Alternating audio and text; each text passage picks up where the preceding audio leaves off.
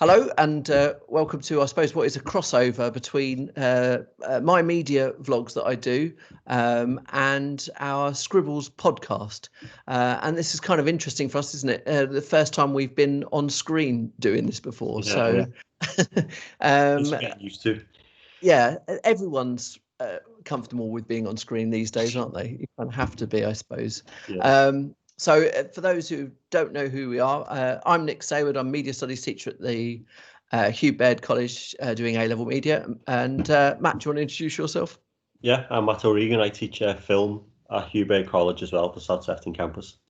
And so, as I said, we've been doing these sort of podcasts about film and media and stuff on and off for a few years. And I've this year been doing my own vlog on media related stuff. And this is a sort of a hybrid of both those things. And it's a very specific video that's going to be the first, we hope, of around about, I suppose, a dozen videos. All about the film director Christopher Nolan. And hopefully it will become clear why and what we're doing over the next few minutes. But before I sort of explain what these videos are going to be, Matt, do you want to, as the film studies teacher, I suppose I should hand over to you. Do you want to give us just a quick summary of who Christopher Nolan is? Yeah, well, he's a British-born filmmaker. He's a very interesting character, isn't he? And he's someone who sort of emerged at the end of the 90s into the start of the noughties, and he sort of, I think his brands would be more intellectual blockbusters, wouldn't it? More high art blockbusters. So he started in 1988 with a film called Following, and then he got some acclaim based from following that, and then he started slowly working his way up the Hollywood system. I think it was 2005, wasn't it, when he got his first major franchise in Hollywood, or his first major studio backing, which was with Batman Begins. And I think from then on, he's just gone up and up and up and rose the ranks to be one of, if not the premium director in Hollywood. What's interesting about him is that he's got quite a distinct style, and he's someone who's got a lot of attention for being considered an auteur and maybe a bit old school in that sense. Yeah, I think that's an excellent. I wouldn't have been able to do that in 2 minutes, because also, apart from being, as you said, a sort of one of the premier most filmmakers in Hollywood, being British born, he's also a favourite of both of ours, isn't he? He's someone we've talked about and enjoyed the films of sort of since we first knew each other, and so. Well, we're getting 10 years later, we're still talking about him enjoying his films. So what we're doing with this is actually, he's made 10 feature films. And this is kind of, I suppose, a little bit of a reaction to lockdown. And it's going to follow the format, not of a film show, but of Match of the Day. Have you seen Match of the Day, Matt, since we've been in lockdown at all? I've seen a couple. I watched one with Ian Wright because he was talking about Everton. Right. I think that may be the only one of the new format. Okay, so we're in lockdown. Basically, what they were doing, it was obviously no football on. So Gary Lineker was hosting, and he was doing a video link up with Ian Wright and Alan Shearer. And every week would be a new theme. So it could be players from outside of the Premier League, or foreign players, or the best goals, or the best matches not from the top six. And they would, Shearer and Wrighty would pick their top 10 favourite from all the Premier League years. So over the past 20 years or so. Okay. So, and they would discuss that, and they would have a ranked order and things like that. And often they would have the same ones in similar positions. Well, that's what I thought we should do with Christopher Nolan's movies, because he's got 10 feature films. She said starting from 98 to 2017. And seeing as we're fans, I thought we should just revisit all of those movies. And if we can, and this is going to be the tricky bit for both of us, try and put it into some kind of rank order. A couple of reasons for doing. The first one, of course, is that his 11th feature film, Tenet, is due to arrive at the cinemas this summer. It's been delayed, obviously, because of COVID, like all of the big blockbusters this summer. So that's our primary reason for doing this. But another reason for doing it is kind of alluded to in what you were telling us when you sort of described Nolan's background, is that he's considered to be somewhat of an auteur. Do you want to just sort of just tell us what the auteur theory is and what we mean by this phrase? Yeah. So when Hollywood was formed in the classic era, it was very much a top-down model. And at the top of each studio sat a very powerful producer. whether it's like Howard Hughes or Zanuck or Luby Mayer, and each studio had its own distinctive style, and that was partly because of partly because of the decision of the studio heads, but also they had to differentiate themselves in the market. So up until like the late 40s, early 50s, when the studios were really in control of Hollywood, it was all top down from producers. And as the studios started to collapse, directors started to become more powerful, and because they were no longer contracted to studios, so they could demand more things. And basically, over the course of the 50s, but more into the 60s, the studio system was collapsing because of television and other, different alternatives to cinema. So the studios took a gamble on film students and young people, and then they realised that young audiences wanted more distinctive, personal filmmaking, and we start to see the emergence of yet more personal filmmaking and moving away from genres into like character films and stuff like that.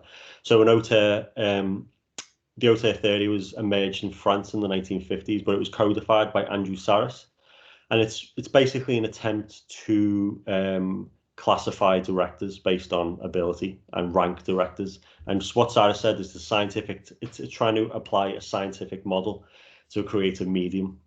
It's got lots of critics, but the three key tenets to be an auteur or a master filmmaker are: you must have technical competence, which it's a bit of a strange one because you have to be technically competent to work in Hollywood and make films. The second one is reoccurring features or signatures, which Nolan definitely has. And the third one is a more abstract concept called interior meaning. And that's basically, is the director the soul or the primary creative force behind the film? So that's basically what an auteur is. It's someone who is, their personality and their vision is so strong that, even though film is a collaborative medium, the argument would be that someone like Hitchcock or even Nolan, their vision is so strong that it would permeate every aspect of filmmaking, and it's ultimately their vision, or they're the author of the film. And it's through looking at a canon of work that you discover this.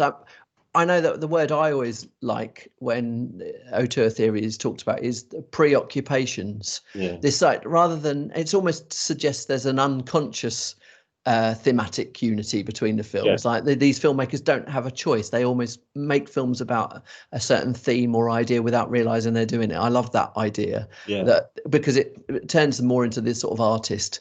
And of course, as you mentioned, it's a controversial theory. Not everyone has his fans, but it's quite a fun exercise for people like us who obsess about films. That idea of fun, to look at that canon of work. So this is an experiment, and it's really to sort of find out whether we notice these, because part of our preparation for this is to work our way through all of the films again, which hasn't been too much of a hardship. I finished the 10th movie the other day. You're still in the middle at the moment, aren't you? Yeah, still got a few to go, so I'll be catching up this weekend.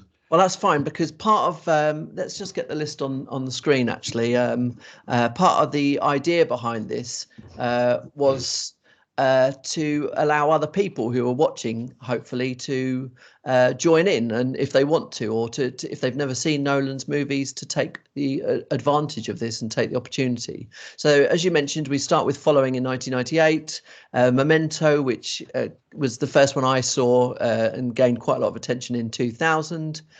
Insomnia in 2002. Then, as you mentioned, Batman Begins was the first big blockbuster that he got handed, which actually became a trilogy, or to use today's parlance, a franchise, with The Dark Knight and The Dark Knight Rises 2008, 2012. In between there, you've got two really, really interesting movies in The Prestige and Inception. And then since he finished his trilogy, he's made three other films: Interstellar in 2014, Dunkirk 2017, and as I mentioned before, Tenet, which comes out in August. So it's an incredible body of work, really. And it's been fantastic to watch again. So if people at home want to watch along, then I would start at the beginning and start making your way through. It's always best to, that's something I've realised watching the films again. If you're thinking about auteur study or trying to chart or see a progression of a director, it's very, very difficult to do. Even if you've seen all the work out of order, it's very difficult to do without seeing it like evolve in front of your eyes. It's been quite an enlightening experience watching them in order. Definitely. And there's also, what's been difficult, I think, having finished it now, and what's going to make it really difficult to give a rank order, because I've already rewritten and screwed up and thrown away my list about 6 or 7 times, is as sort of students of film, there are films in there that are of a really high quality and deserve the plaudits they got and the critical reception. But there are also quite personal favourites as well. There are certain movies that have a real personal resonance. So distinguishing between my own sort of heart over head and the rest of it is been really tricky for me. But at the end of the day, I guess the rank order bit is a bit of fun.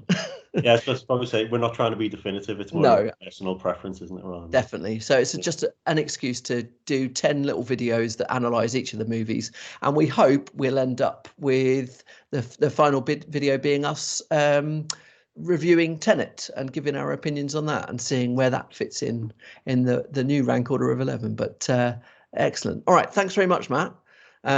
So what I'll do, I suppose, next time we do one of these will be maybe a very short video where we will reveal our 10 to 6, and then we can decide what order we're going to do those in, and then we'll do 5 to 1 afterwards. Yeah, that should be great. So thanks very much, folks at home. Like I said, do give us any opinions that you have, but do start watching the movies, and we'll aim to start these videos in probably about a week's time, I guess. But we'll let you know what's going on.